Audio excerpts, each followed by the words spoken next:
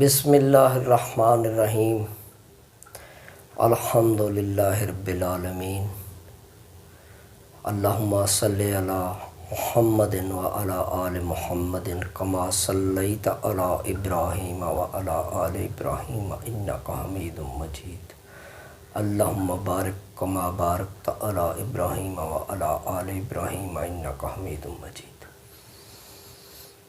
مضمون ہم جو پیش کرنا چاہتے ہیں وہ ہے سیرت نبی صلی اللہ علیہ وآلہ وسلم۔ ہمارے چینل کا یہ پہلا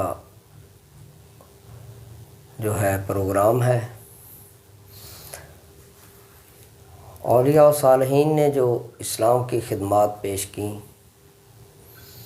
اور کتب کی شکل میں ان کو اپنے علمی پیغام و پروگرام کو نقل کیا، میری یہ کوشش ہے کہ جتنا ممکن ہو سکے ان کتابوں کو پیش کیا جائے۔ عصر حاضر میں وقت کی قلت اور مصروفیت کی وجہ سے کتب کا مطالعہ کرنا ناگزیر ہو چکا ہے، لہٰذا میں یہ کوشش کر رہا ہوں کہ وقتاً فوقتاً ایک ایک کتاب اپنے مضامین کی اصل کے ساتھ پیش کی جائیں تاکہ وہ احباب جو مطالعہ کرنے کا شوق رکھتے ہیں وہ سن سکیں اور بعین ہی جس طرح کی کتابوں میں نقل ہے درج ہے اسی طرح پیش کیا جا رہا ہے۔ ہم نے جو یہ کتاب چنی ہے اس کا نام ہے رحیق المختوم، سیرت نبوی پر دنیا بھر میں اول انعام یافتہ کتاب۔ مصنف ہیں مولانا صفی الرحمن مبارک پوری۔ یہ اس کا تھوڑا سا ٹائٹل دیکھ لیں۔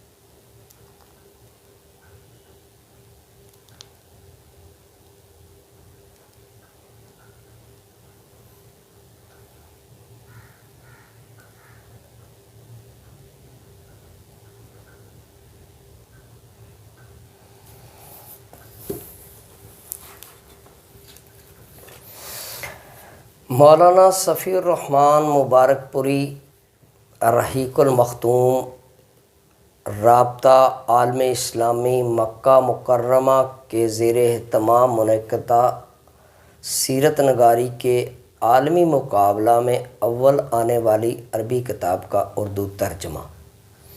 یہ مکتبہ سلفیہ سیشن محل روڈ لاہور سے ہے پبلش ہوئی، اور اس میں رسول اللہ صلی اللہ علیہ وآلہ وسلم کی حیات مقدسہ پر ممکن حد تک بات کی گئی ہے۔ فہرست مضامین میں میں مختصر سا بیان کرتا ہوں تاکہ آنے والے مضامین میں ہم کو آسانی رہے۔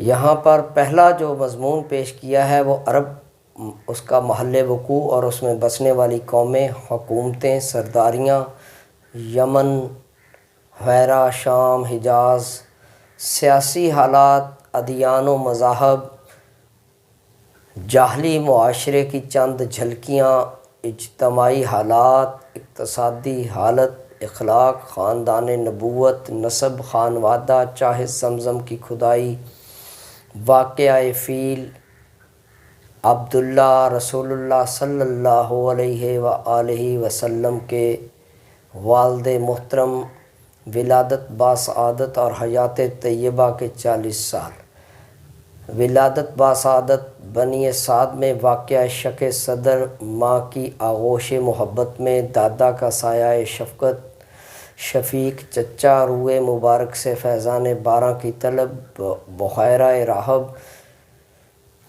اور اس طرح حضرت خدیجہ رضی اللہ تعالی عنہا سے شادی، کعبہ کی تعمیر، حجر اسود کے تنازع کا فیصلہ، نبوت اور رسالت کی چھاؤں میں غار حرا سے لے کر جبرائیل علیہ السلام کی وحی کی بندش، تبلیغ کا حکم، کاوش تبلیغ،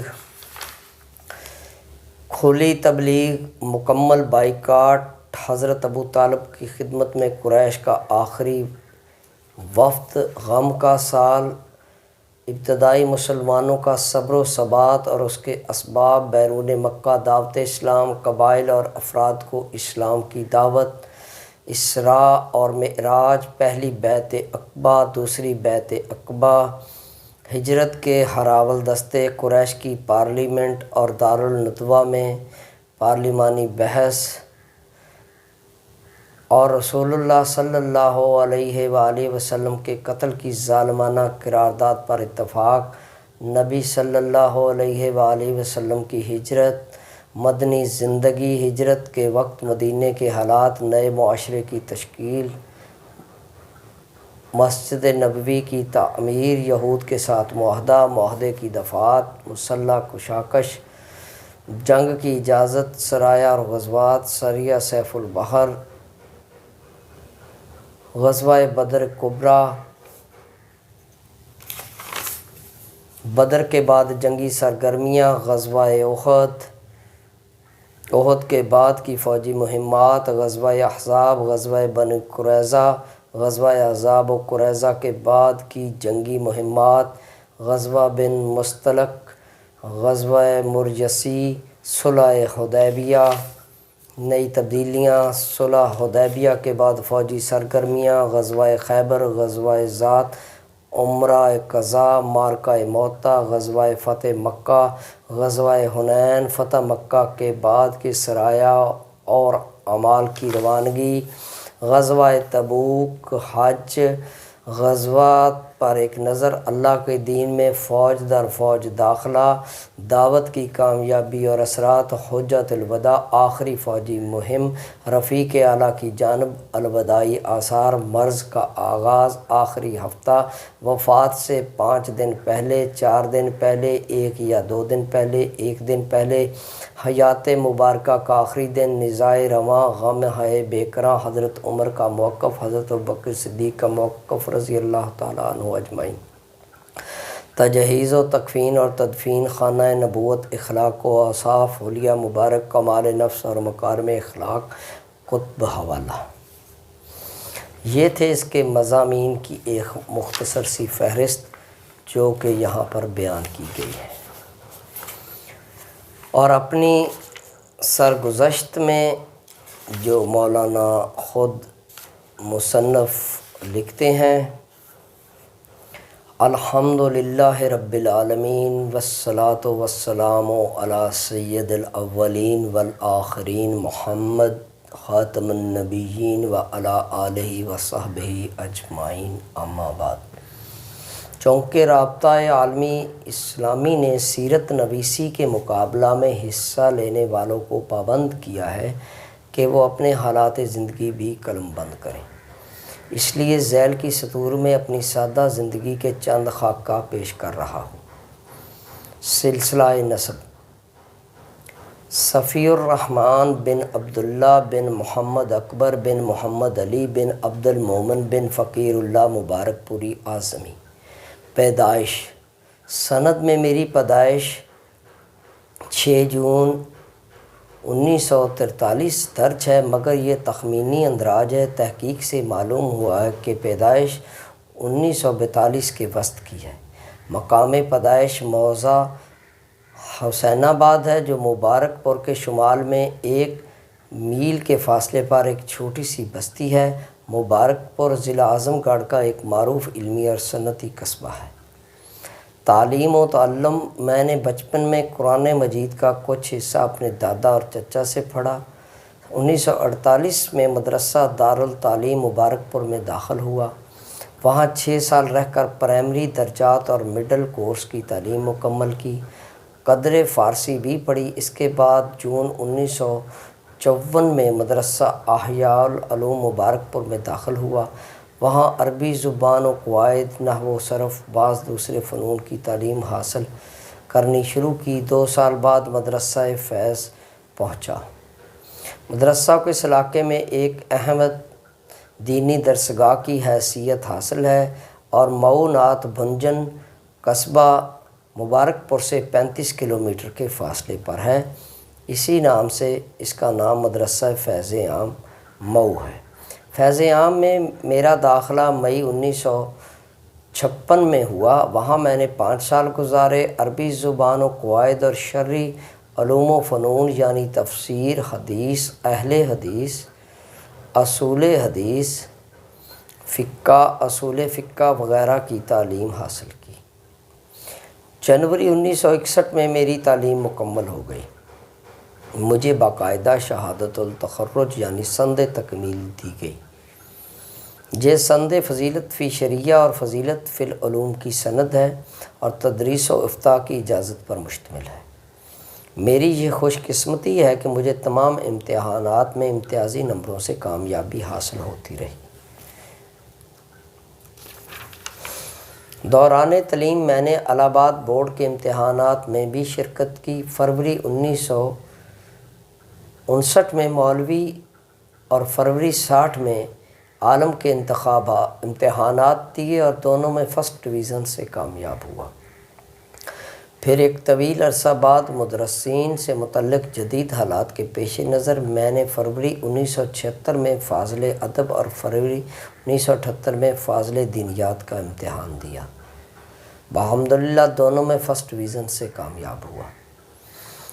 کارگاہ علم و حیات میں 1961 میں مدرسہ فیض عام سے فارغ ہو کر میں نے ضلع الہ آباد پھر شہر ناگپور میں درس و تدریس اور تقریر و خطابت کا شغل اختیار کیا۔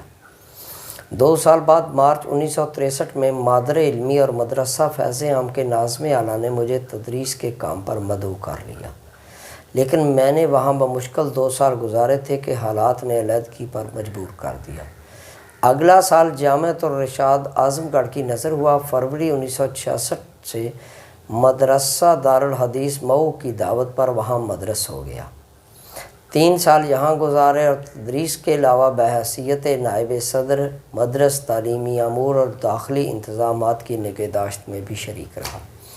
آخری ایام میں مدرسہ کی انتظامیہ کے درمیان اتنے سخت اختلافات برپا ہوئے کہ معلوم ہوتا تھا مدرسہ بند ہو جائے گا۔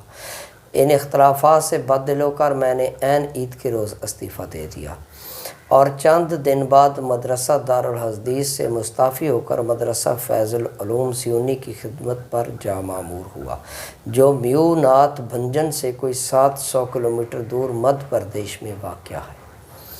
سیونی میں میری تقرری جنوری 1969 میں ہوئی۔ میں نے وہاں درس و تدریس کے فرائض سر انجام دینے کے علاوہ صدر مدرسہ کی حیثیت سے مدرسہ کے تمام داخلی و خارجی انتظامات کی ذمہ داری بھی سنبھالی اور جمعہ کا خطبہ دینا اور گرد و پیش کے دیہاتوں میں جا جا کر دعوت و تبلیغ کا کام کرنا بھی اپنے معمولات میں شامل کیا۔ میں نے سیونی میں 4 سال درس و تدریس کے فرائض انجام دیے۔ پھر 1972 کے آخر میں سالانہ تعطیل پر وطن واپس آیا تو مدرسہ دارالتعلیم مبارک پور کے اراکین نے یہاں کے تعلیمی انتظامات سنبھالنے اور تدریس کے فرائض انجام دینے کے لیے حد درجہ اصرار کیا۔ مجھے یہ پیشکش قبول کرنی پڑی۔ اب میں نے اپنی اولین مادری علمی کے اندر نئی ذمہ داریاں سنبھالی۔ 2 سال بعد جامعہ سلفیہ کے ناظم اعلیٰ نے مدرسہ دارالتعلیم کے سرپرست سے گفتگو کی مجھے جامعہ سلفیہ منتقل کر دیں۔ جامعہ کی خیرخواہی اور دیرینہ روابط کے پیش نظر بات طے ہو گئی اور میں اکتوبر 1974 میں جامعہ سلفیہ آ گیا، جہاں جب سے یہی کام کر رہا ہوں۔ تعلیم مکمل کرنے کے بعد میں نے اس طویل عرصے میں درس و تدریس کے پہلو بے پہلے تالیف و تصنیف کا بھی کچھ نہ کچھ شغل جاری رکھا۔ چنانچہ مختلف مضامین و مقالات کے علاوہ اب تک 8 عدد بلکہ اب کوئی 20 عدد کتابوں اور رسائل کی تالیف یا ترجمے کا کام بھی ہو چکا ہے، جو یہ ہیں: شرح اظہار العرب، نمبر 2 مصابی فی مسالۃ التراوی للسیوطی کا اردو ترجمہ الکلم الطیب لا ابن تیمیہ، ترجمہ و توضیح کتاب الاربعین، صحف یہود و نصارہ میں محمد صلی اللہ علیہ وآلہ وسلم کے متعلق بشارتیں، تذکرہ شیخ الاسلام محمد بن عبد الوہاب، تاریخ آل سعود، اتحاف الکرام، تعلیق بلوغ المرام، قادیانیت اپنے آئینے میں، فتنہ قادیانیت، پیش نظر کتاب جو رابطہ اسلامی میں پیش کرنے کے لیے تالیف کی گئی، انکار حدیث کیوں، انکار حدیث حق یا باطل، رزم حق و باطل، ابزاز الحق، تطور الشعوب والدیانات، فرقہ ناجیہ والفرق الاسلامیہ، اسلام اور عدم تشدد، بہجت النظر فی المصطلح، اہل العصر، اہل تصوف کی کارستانیاں، الاحزاب السیاسیہ فی الاسلام۔